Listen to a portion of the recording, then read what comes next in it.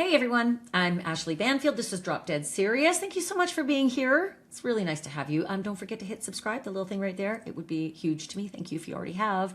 And thank you if you're a member. Welcome to the Vermont Outpost. It is snowing like mad up here. I almost feel like a shut-in. It's a bit weird. I've got the fire going and I've got lots to update you on. It's day 41 in the Nancy Guthrie investigation. It's March 13th as I record this. And I know I took a few days off reporting Nancy Guthrie updates because quite frankly, things were slowing down in terms of what we could learn. With the sheriff basically not telling us anything and giving no updates and certainly no news conferences for, 4 weeks. There was very little to report other than sort of insignificant things, the comings and goings, cars here, cars there, but nothing that was really, that would warrant, a full episode. But then all of a sudden, this week, there's been a bunch of stuff. Weird, interesting, and then one big kahuna of a thing. So I wanted to get you up to speed on everything that's happened in the last few days. But then I want to tell you very significantly two things that I've put together with regard to what the sheriff said early in the investigation, like day 2, and what the sheriff said this week, because they are 100% different, which tells me either he doesn't know what he said before, or he's lying. I don't know. I am gobsmacked and frankly pissed at this sheriff for being so cavalier with the language that he's using this week and saying, yeah, I've believed that since day 1. Oh, well, guess what? We went back to day 1 and we pulled your effing beliefs, and that was not at all what you said. You said the opposite. So I'm going to get to all of that in just a moment. I'm also going to show you some of the activity around the home today. Weird things, weird. And then also 2 days ago, weird things, weird. Vehicles, one very expensive one, like the kind that Donald Trump drives at Mar-a-Lago. Once he lent it to me. I know that's weird, but I was at Mar-a-Lago for ABC News doing an interview, and he said, just jump into the Maybach and they'll drive you to the airport. Okay. Anyway, it's an aside. Then some strange things that are happening with the FBI involving that restaurant that Savannah Guthrie filmed a segment with her mother for the Today Show. You've seen lots of clips of it. Savannah sitting at a table with her mom. It's the kind of thing that all of us would do. Working in television, we would do these segments with our families. And now maybe we'll think twice about it because who the fuck knew that this could happen, and who knows if it's related. But the FBI went to that restaurant. And I'm going to tell you a little bit about that. And also, some camera material has surfaced from Nancy Guthrie's home. I know. I didn't think that was going to happen, right? I figured that they'd done all they could to scratch the video. Do you remember scratching is the process that Google was using from their backend servers to try to get through the layers of the onion to see whatever they could from February 1st when Nancy disappeared? Well, the scratching or the whatever else tech they were using to get images has produced more images. But, and there's always a but, it's weird. It's just weird how they're saying it. That's actually pretty informative, the number of things that they could see going on around her home. Just don't get excited about it. I'll explain why in just a hot minute. And then also I want to tell you about, if you haven't already seen it, I want to make sure you do see it, a segment that's resurfaced. Actually, big props to Megan Kelly and her program and her producers for having unearthed a segment from, I think, 2013, where Savannah Guthrie did a live shot from the Today Show set in New York to her mom in her mom's bedroom. And it was this cute segment that the Today Show would do about how to make your bed, how to make the perfect bed. And the person who was showing them how to make the perfect bed was Nancy Guthrie in her bedroom. And why it's so significant is because the sheriff and investigators in the FBI have been very tight-lipped about Nancy Guthrie's bedroom. And clearly she was abducted after 1:47 in the morning, likely, which is kind of the middle of the night for many.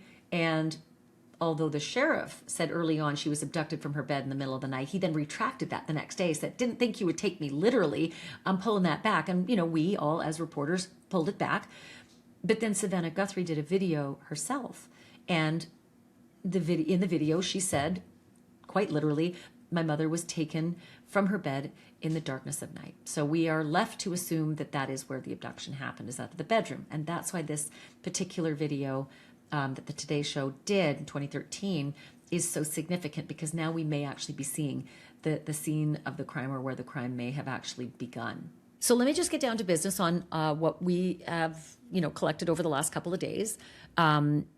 Significant reporting, actually. ABC News says that it's got sources that have told them that investigators have been able to pull additional imagery off of Nancy's cameras. Here's why I'm so interested in this, apart from the obvious. Because up until now, we've never really known how many cameras were outside of Nancy's home. We knew for sure the camera was at the front, right? The doorbell cam, the Nest cam, which I believe I brought you on day 3, that it was a Nest cam. So we know that, and of course, captured the images of the suspect. But we didn't know what else she had. We knew that the investigators had not taken the outdoor camera that was up on the casita, like the pool house. And then several days later, we could see them up there dismantling it and taking it. It's like, that was a couple days late. Anyway, so we knew that one existed. We did not know for sure if there was a garage camera. We did not know if there was a back doorbell camera. But now ABC has actually recovered some of this really interesting information. Okay, so I can tell you that there were cameras that pointed to the swimming pool. I'm assuming that's the one that they missed and got later. I don't know, maybe not. There were cameras pointing towards the backyard. That could also be the camera, right, that they got later up on the casita. Or maybe it was the back of the house pointing towards the pool. Don't know. There was a camera pointing to the side yard. Okay, well, side yard is a tricky one because there's a backyard and a pool, and it's all in the back of the house. Then there's the casita, and then there's kind of the driveway into the garage, which might be considered a side yard because it's certainly the side of the house. I don't know what the reference to side yard is.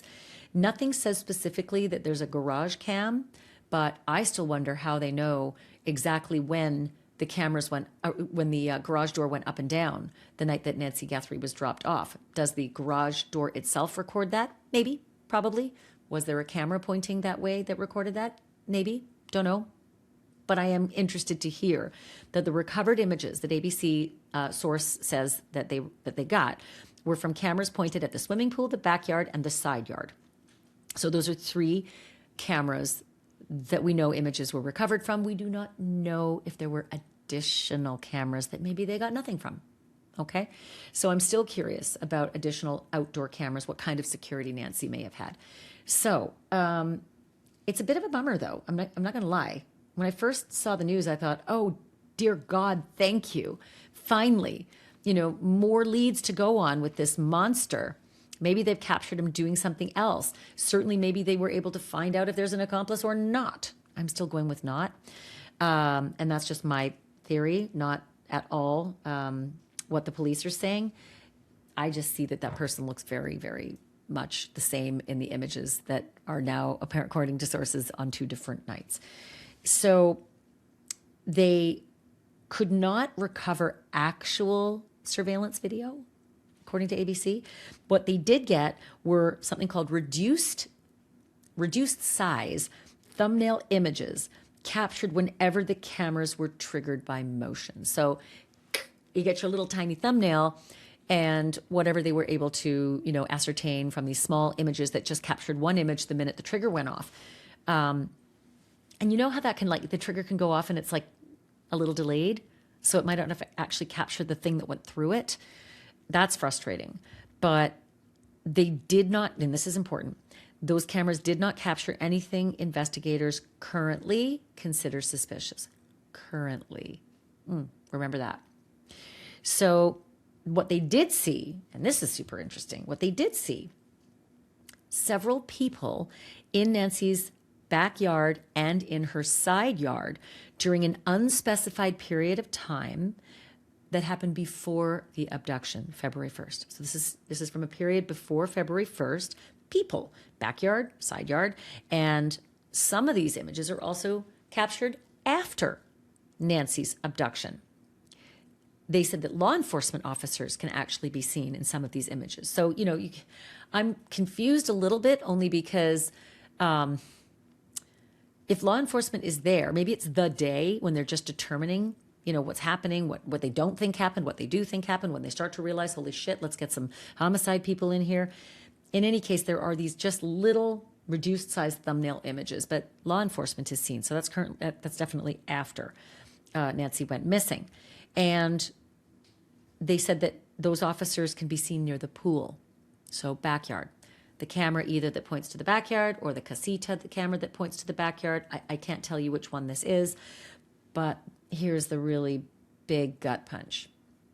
ABC says its source tells them the cameras captured, quote, nothing on the night that Nancy Guthrie was abducted.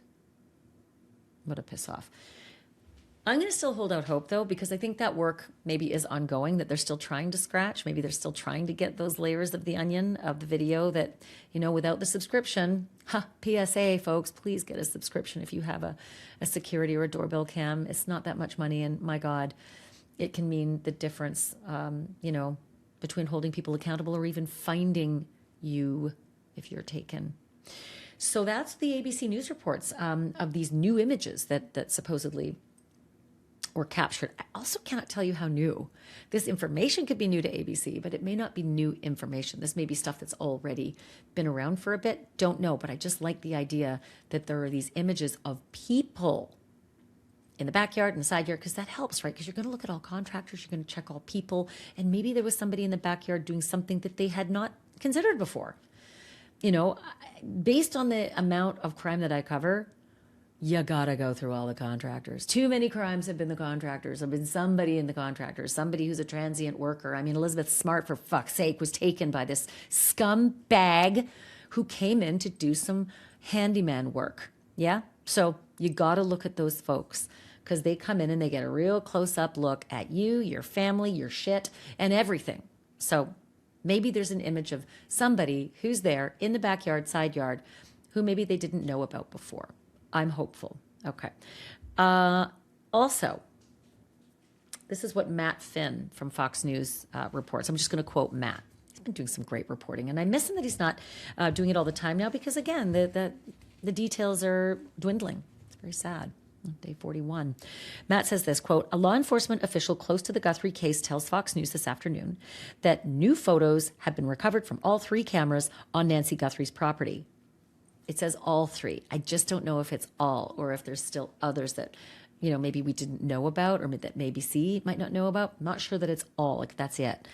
But as ABC reports, and he says that includes the front door camera, the driveway, and the backyard. So this is different wording. The driveway, to me, it's hard to tell if this is the front doorbell cam goes out to the driveway. It's a long way out, but you can see it. Or if it's the driveway out the garage. Don't know. Fox is told these images do show people in cars. Cars, that's good to know as well. Thank you. Cars, hopefully license plates as well. But currently, nothing is considered suspicious. Currently. As you're investigating, may become suspicious. You don't know. No arrests, etc. These images were captured in the days and weeks leading up to Nancy's disappearance on February 1st. But, in capital letters, but federal investigators have so far been unable to recover new images from the critical hours on the actual night and early morning that Nancy went missing. Fox is told that the FBI does not have plans to release these new photos at this time. If there was a reason to share these images with the public, the FBI would, end quote. Obviously, they're just saying right now, we got pictures of people, but right now, we don't know if these people, that we got to put the APB out, right? We don't know that we need to crowdsource this. Okay, so here, though, is the thing that's right under my skin, in my craw. Obviously, every time Sheriff Chris Nanos gives an interview, which is, sporadic and selective, to say the least, I hang on every word, because we don't get a lot of words. There's no press conferences. They have stopped giving out the regular, semi-regular briefs that they were giving out, media briefs. And whenever he speaks, every time there's just something else that doesn't make sense or is in direct contradiction to something else he has said. And woo, what a humdinger this one was. Okay?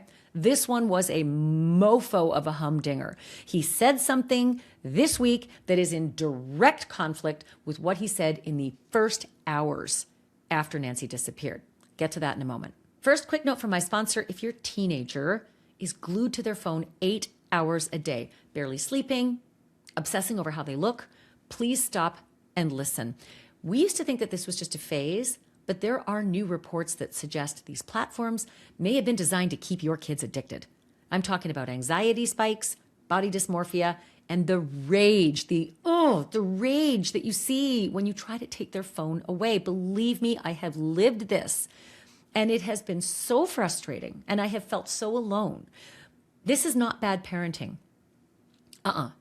This is an algorithm trained to keep them hooked, maybe even at any cost. And honestly, it is heartbreaking to watch these kids struggle. Well, there's finally legal steps, though, that are being taken to fight and hold these platforms accountable. And if this sounds like you and your family, do not ignore it. Check the link below. It takes only 60 seconds to see if you qualify for help. Okay, so Chris Nanos, the sheriff of Pima County, did an interview with who else? NBC News. They seem to be getting all the interviews lately. Again, selective interview. No notice to the rest of us. And then we keep getting the response, and the sheriff won't be giving any interviews. And then boom, he does with one person. Okay, and this is critical because he said something in this interview that stood out like a frickin' sore thumb. He said effectively that he believes he knows why the suspect did this. If you're seeing me blink multiple times, it's because I'm gobsmacked. We believe we know why he did this, and we believe that it was targeted. I'm sorry, that would say motive. You know what the motive of this monster was. That would be big. That would be massive, because the rest of us have been wondering in this mystery, how did he do it? Why did he do it? Nothing seems to point to the why. What's in the backpack?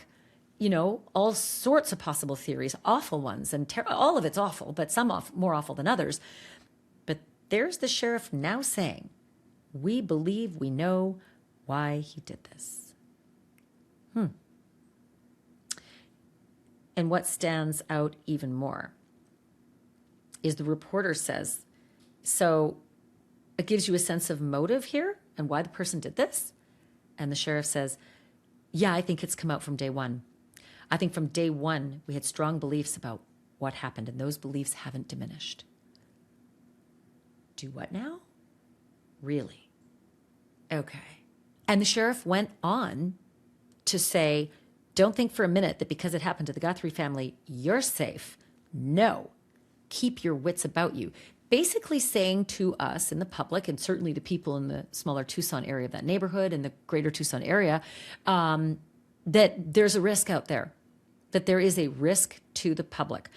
Don't think for a minute that because it happened to the Guthrie family, you're safe. No. Keep your wits about you. He goes on to say it in a whole bunch of other ways as well, meaning, yeah, there's a danger to the community with this guy out there. Okay.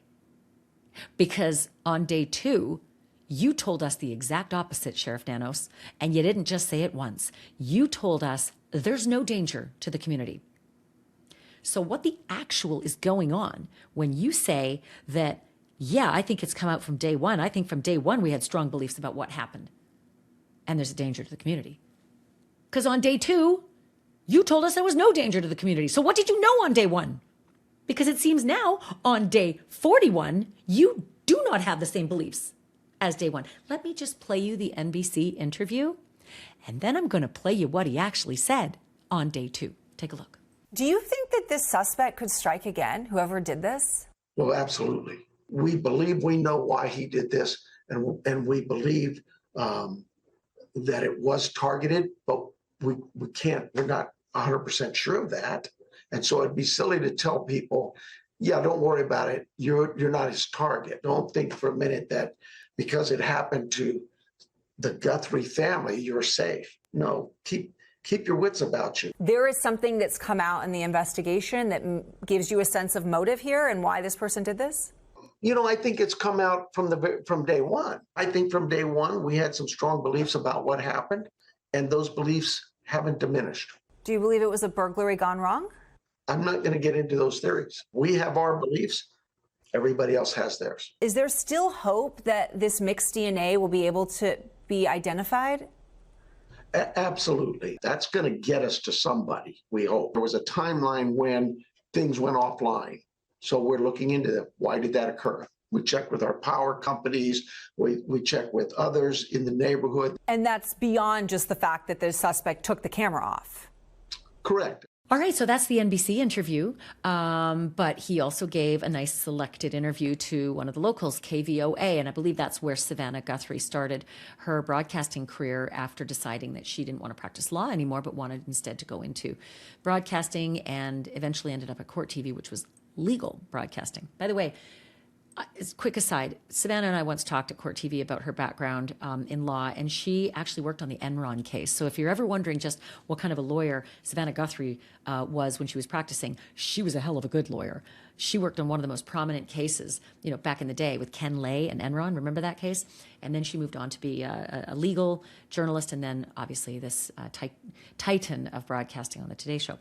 So KVOA, which is, again, I believe Savannah's first broadcasting job, the reporter asked this question: for those in the community worried about their safety because the suspect has not been arrested, what is your message to them?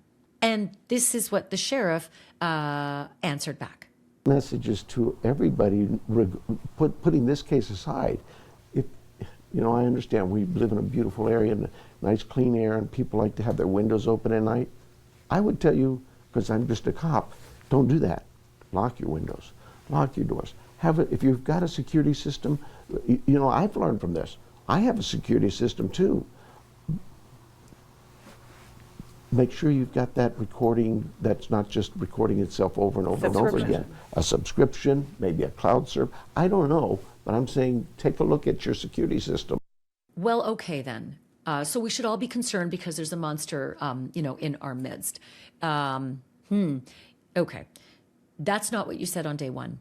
On day one, I should say day two. On day two, which was Monday, after the Sunday that Nancy Guthrie disappeared, you gave a press conference and you assured us all that there's nothing to worry about. There's no boogeyman out there. There's nothing to be concerned about. No cause for alarm, no risk to the community. And again, you said you had a handle on things day one. Why did you say that? Why did you believe there was no risk to the community on day one? Because just this week, you have said quite literally, Sheriff Nanos, that I think it's come out from day one. I think from day one we had strong beliefs about what happened. And you should be concerned about what's happening. There's a danger out there in the community. This is what you're saying this week.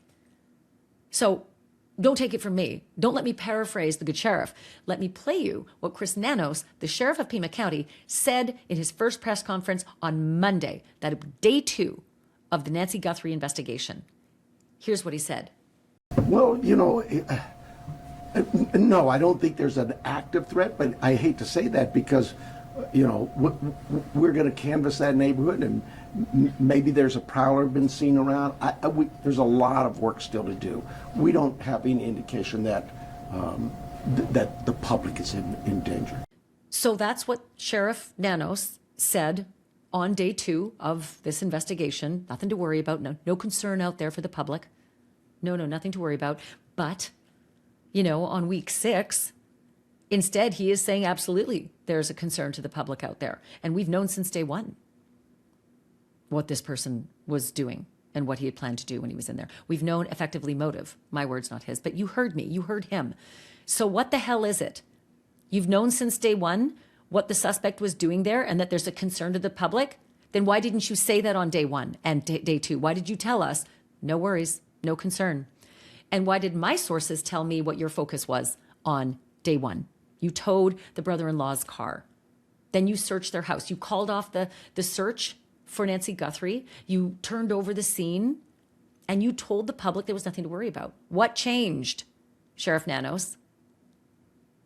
Did we have nothing to worry about on day one because your beliefs were something else? Or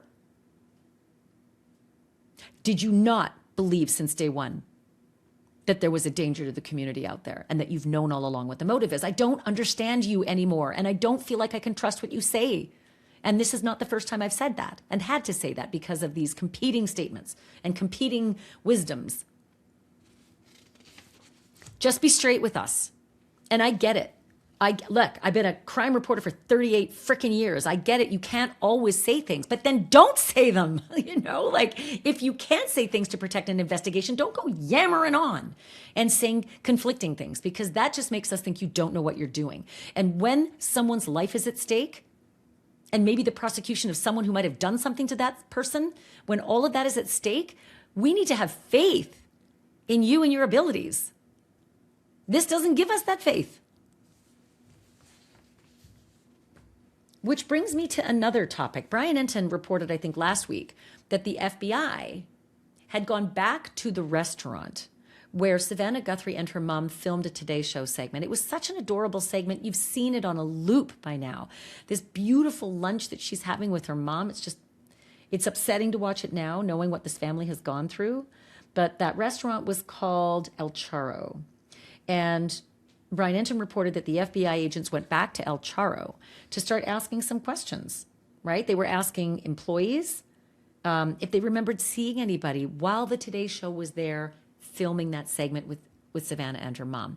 So the FBI came back, according to Brian Enton, and said, did you see anything strange? Anybody who was hanging around who didn't fit, right? Anybody who was watching the filming.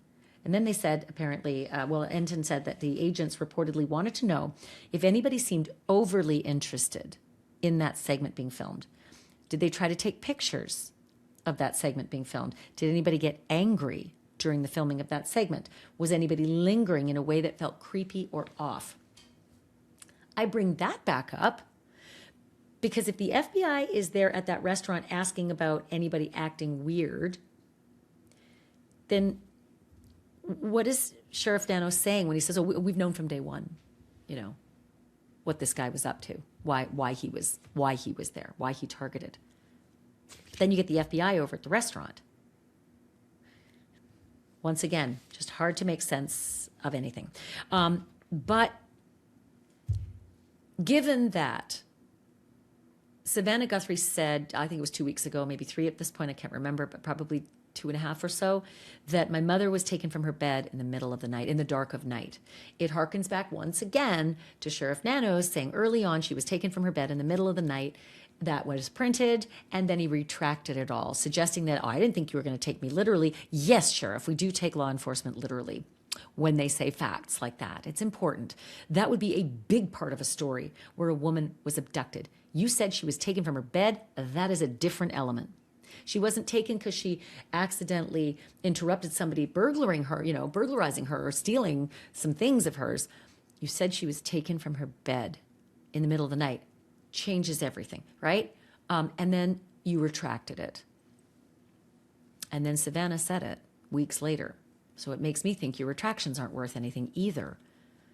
And then Megyn Kelly's team at Megyn Kelly Media said that they found a segment from the Today Show from 2013 when Savannah Guthrie and her colleagues on the Today Show went live to Nancy Guthrie's bedroom.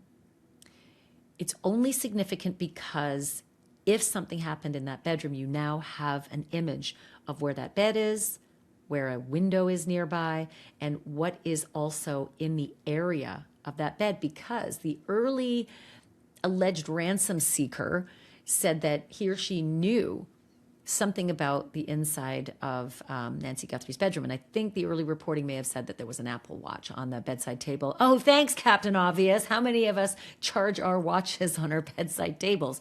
In any case, this shows you the bedroom, the bedside table, a nearby window, etc. So here's what Megyn Kelly was able to unearth from the Today Show from 2013.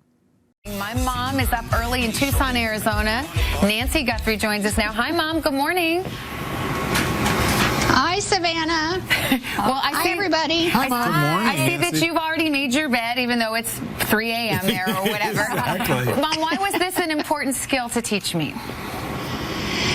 Well, I think everybody needs to know how to make a bed, and so when the time came to teach you guys how to make a bed, this is what I tried to teach you now, anyway. This is not just your standard bed making. This is the hospital corners bed making. We're talking you can bounce a quarter off of it, right, Nancy? Natalie, don't put me to the test. It's way too early. She's backing off. Nancy, I just want to know how difficult Savannah was when you tried to teach her this. How much screaming and stomping her feet was involved? All three of the kids thought it was a really worthless skill. How do we do All right, it? so, Mom, first you show everybody how to do it, okay? And then you can judge how we do it. Okay, that sounds like a plan. Well, basically, since my bed's already made, the most important thing you have to do is to make sure this top sheet is really pulled in here tightly, because that's going to give you your smooth corner. And the tuck under. Then you pull this over, Yeah. and you make kind of like a triangle, I remember with your that. top Wait, sheet. don't get started yet. And then, I'm not getting started. and, When do you make and then the you tuck triangle? it under as tightly as you can. But Yeah. here's the little skill. See this nice corner? Yeah. You want to make sure that's as tight as can be. Okay. And tuck it in. And you can keep cookies in Then when there. you sleep, yeah, there you go. And then, So Mom, when you just sleep bounce in the a middle of the quarter. night, it doesn't pull out. All right. That's because Oh, there. for That's David, all right. this would be He's a pulling toy it up. bed. That's good. That's There the you problem. go. Mom, thank you so much. It's so good to see you. Thanks for coming on the show. I know What it's does early this do? there. Honey, Thank it's you, really Nancy. early. Yeah. Bye-bye. So that is a fascinating look at what may be the epicenter of this crime. We don't know, right? If we take Savannah at her word, her literal words, my mother was taken from her bed in the darkness of night. Presumably that is the bed. She's still living in the same house since 2013. Yes, I know it's 2026, but many of us haven't changed much in our homes that we live in for this many years. Maybe it looks a little different, but we do know it's the same home. Was that the same setup? Was that the same bedside table, bed, window right next? Don't know that. Just one more piece of the puzzle. Also wanted to tell you about some activity at Nancy Guthrie's home yesterday and Wednesday. So I'm recording this on Friday, so it would be Wednesday the 11th of March and Thursday the 12th of March. Let me start with the 11th of March. A live streamer named JLR who, listen, lots of people have had complaints about JLR for being intrusive, but I'll tell you, he has been dogged in his coverage. When everybody else left, JLR did not. And oftentimes he gives the bird's eye view of what's happening visually. Doesn't matter what he's reporting. You can see what he's actually pointing his camera to. And JLR saw activity at Nancy's home on Wednesday that was batshit crazy. A white Maybach showed up. And if you know anything about Maybachs, they expensive. They very expensive. Like I said earlier, I rode in one. Donald Trump had one. I had a couple of them at Mar-a-Lago, and I rode in one. And they're stunning. And lots and lots of money. And this white Maybach showed up at Nancy's home. And then Brian Enton told me it had been seen there multiple times. Interesting. But then also a white Hyundai showed up. And here's the weird progression of events, the way I understand it. And if I've got it wrong, please tell me in the comments. The way I understand it, these vehicles show up. They're there for better part of an hour plus.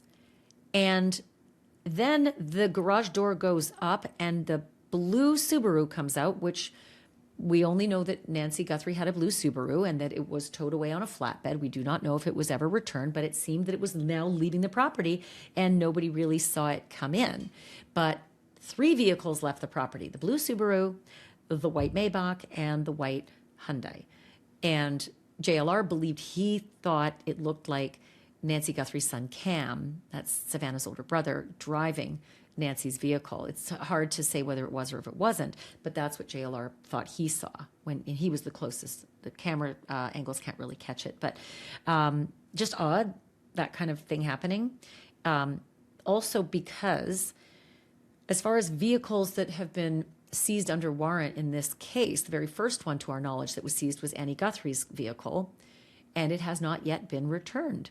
As of this recording, March 13th, the questions have been asked by multiple reporters.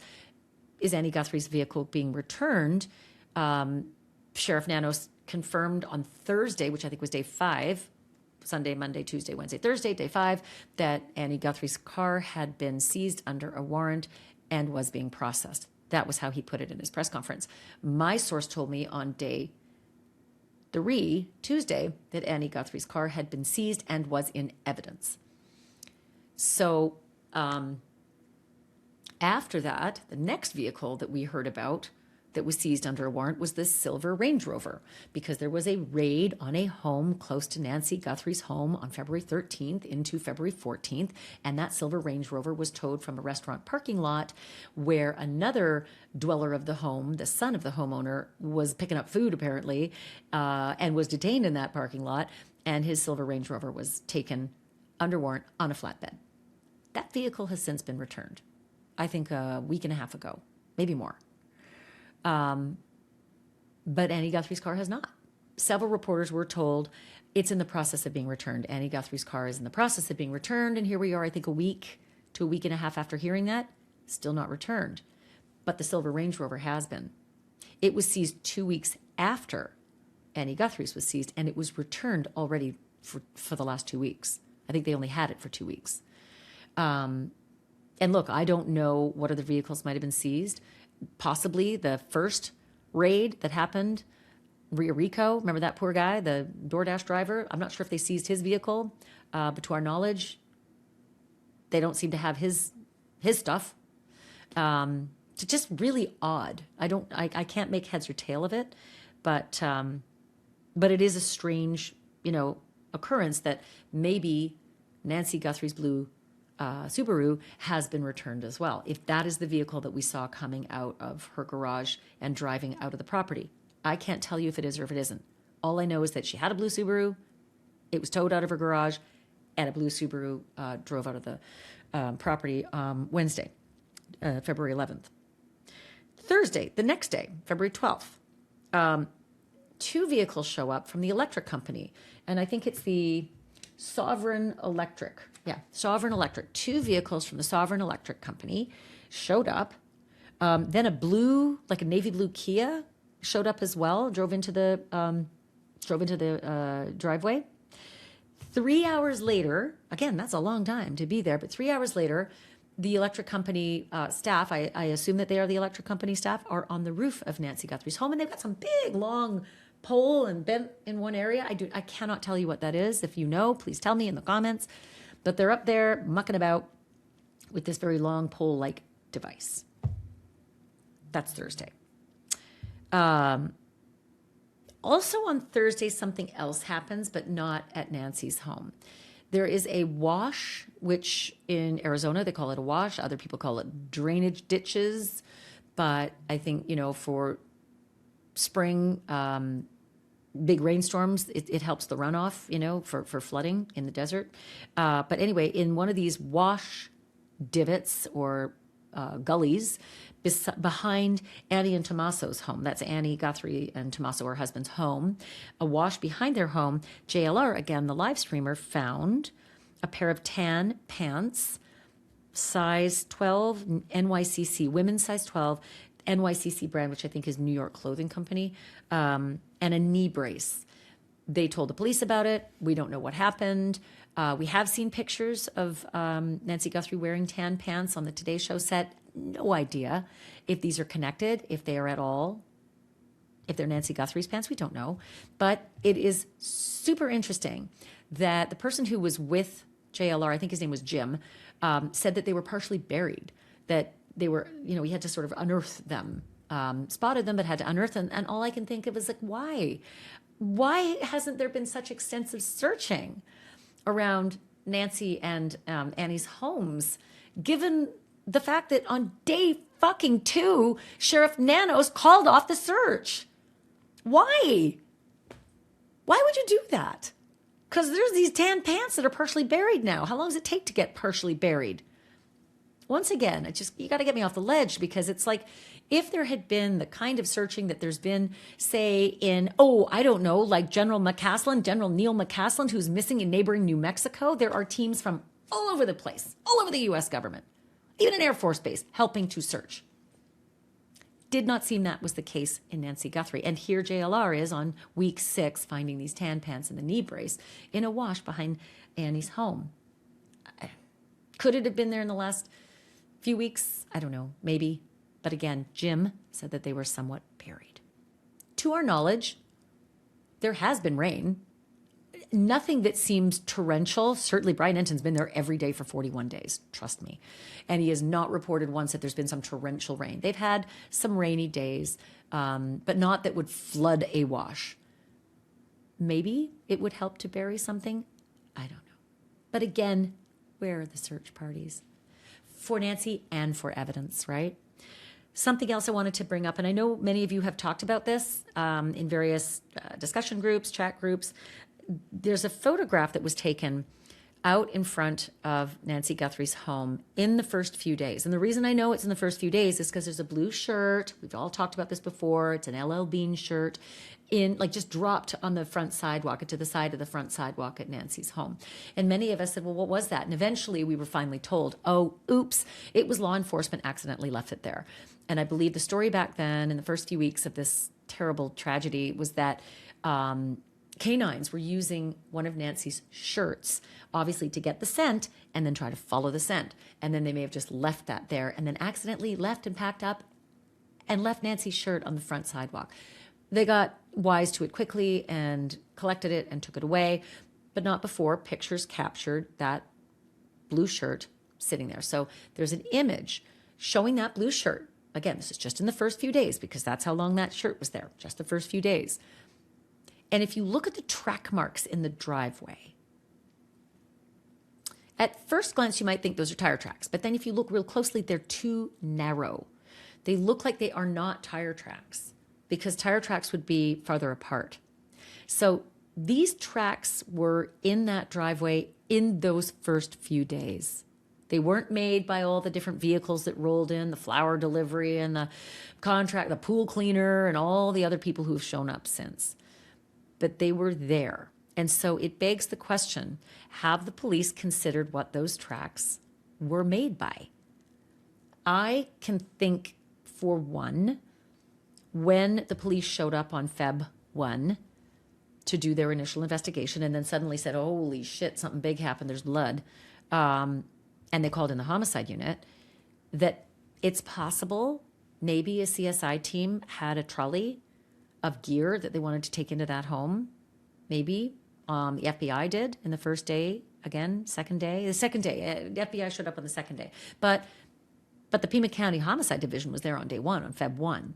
So maybe they had a trolley that they dragged along the driveway to bring in to the front door, or maybe to the back, or to the garage, because it looks like kind of trolley wheels, equipment trolley wheels. But there's another possibility.